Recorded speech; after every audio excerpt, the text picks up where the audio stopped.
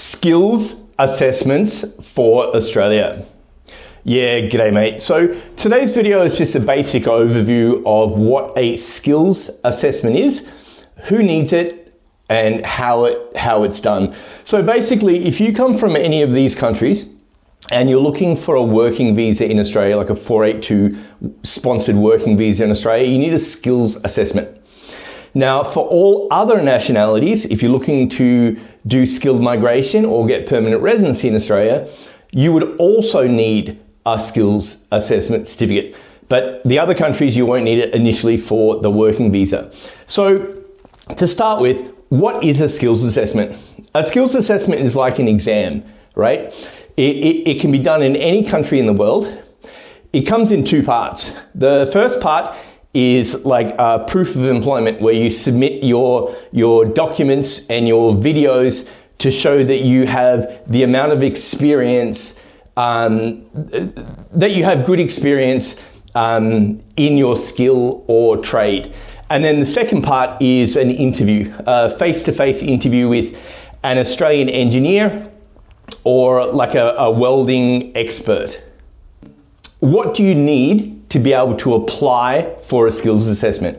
So ideally, you'd want to have at least 5 years full-time work experience. Now, some people, depending on your training and educational background, you might be able to get away with 3 years experience. But ideally, and for me, I'd rather people have 5 years experience. Now, you'd need documents, proof of employment. So what is proof of employment? Proof of employment are things like certificates of employment, right? Going back 3, 4, or 5 years. Pay slips. Now, ideally, 4 or 5 pay slips from this year, 4 or 5 pay slips from last year. I don't expect to see pay slips for every year. Now, additionally, to complement the pay slips, you'd want to show some bank statements from this year and hopefully from last year that can show those regular salary deposits.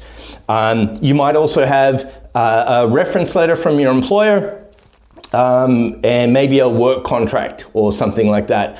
Now, one thing to remember is you need to be in contact and in good terms with your previous employers for the last 3, 4, or 5 years, because chances are you might need to update or get a new reference letter, because the reference letter has to have specific details on it.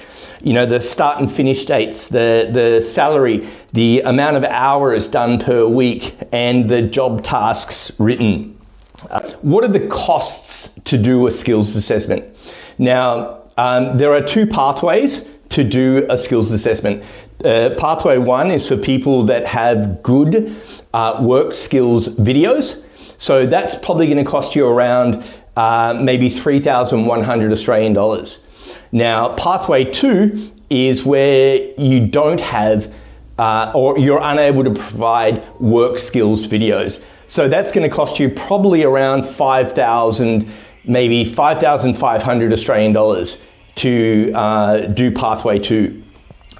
There will be a link below this video on the different RTOs that provide the skills assessments. And like I said, this can be done pretty much in any country in the world. As long as you choose the right RTO, then you should be able to do your interview on the internet, you know, like via Zoom or Skype or something like that. Now, if you're unable to do the skills assessment by yourself and you needed our assistance to help prepare and lodge and do all the documentation for the skills assessment, we charge 2,000 Australian dollars for our assistance. Next question, how long does it take to process? So processing times will really depend on which RTO or which agency you choose to assist you in doing the skills assessment. From my experience, from recent experience, I would say you're probably looking around 3 months to complete a skills assessment. What else? Validity. Okay, so these skills assessments are valid for 3 years. So if you were to get your result today, that result can be used for a visa for the next 3 years. Now, most important thing, let's say you're from the Philippines, right? If you're from the Philippines, there's a chance you can apply for a visa without an English exam, right? You could be what we call IELTS exempt. But if you're going for a skills assessment, you've got to have good English skills. If you can't talk to the examiner, if you can't answer 100 questions about your skill or trade, then you're not going to fucking pass the exam, right? So first thing, you've got to have good English. Number two, you've got to have good proof of employment.